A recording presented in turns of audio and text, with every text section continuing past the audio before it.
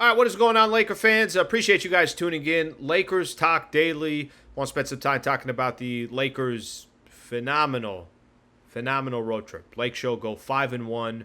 Now 11 games over 500, playing their best basketball at the right time. And I know we're not seeing them jump in the standings, but got to give the Lakers a lot of credit. Okay, real quick on the road trip.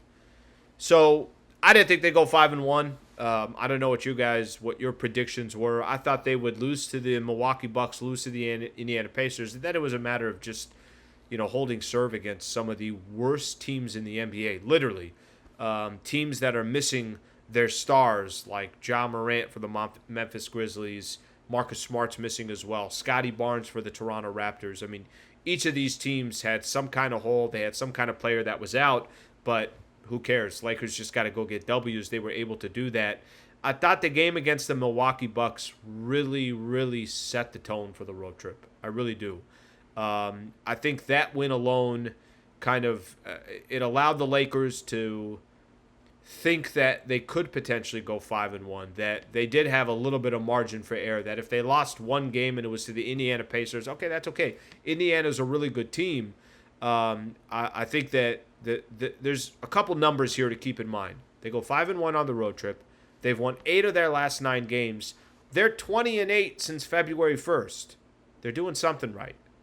And I know the Lakers aren't playing. I know it's not perfect every night. Let's just use as an example. Yesterday against the Washington Wizards, I don't know why the Lakers allowed the Wizards, I want to say it was a 15-0 run in the fourth quarter to pull within 2. And if it wasn't for Kyle Kuzma taking a couple bad shots, they could have actually took a lead. So shout out to Kyle Kuzma for doing that for the Lakers. I know it's not perfect, but it's also not easy to win stretches of games like that in the NBA. It's a difficult thing to do, and to handle the games that you're supposed to handle, I think the Lakers should be complimented. They should be complimented for that. Now, do they still have a long way to go? Of course they do. There's only 5 games left. There's still a lot that can happen between now and then. I mean, yesterday, after the Suns beat the Cavs, no help from the Cavs for the Lakers. Lakers got the Cavs coming up on Saturday. Everything kind of shifted in the standings. Minnesota is back at the number 1 seed in the standings. Denver's at number 2. Phoenix, after beating the Cavs, went from 8 to 6. Pelicans lost yesterday. They actually seem vulnerable right now without Brandon Ingram. So there's still a lot that can shift and change, and that could work to the Lakers' advantage or it could work to the Lakers' disadvantage. Golden State's still right on the Lakers' heel. But I think one of the things that I took away in listening to a lot of the players yesterday, listening to them talk about it yesterday, ultimately for the Lakers, they can't control what other teams are doing. But I heard Bron talk about this yesterday post-game show. Darvin Ham said a little bit about this as well, that they just got to handle their own business. And wherever they end up, they end up. But I think the most important thing, and I thought LeBron made a good point about this, just kind of emphasized it, that they're playing good basketball right now and that they're going to be a tough out period. Some teams right now seem a little bit vulnerable. The Lakers seem to be getting healthy at the right time and playing their best basketball at the right time. So that's all you could really pay attention to. And that's all you can really ask for if you're the Lakers, is just put yourself in a position that if you're in the playing tournament, cool. Who do we got to go up against? We're playing good basketball. We know our rotations. We know who our starting lineup is. We know who's coming off the bench.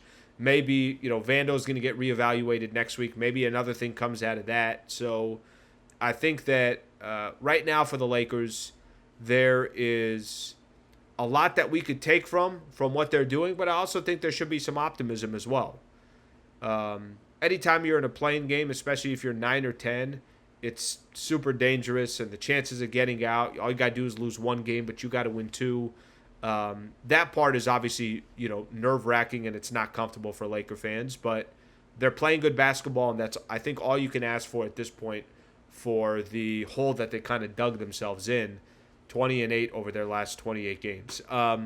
Last thing I want to mention here real quick, and I think this will fall more to the final 5 games that the Lakers have coming up.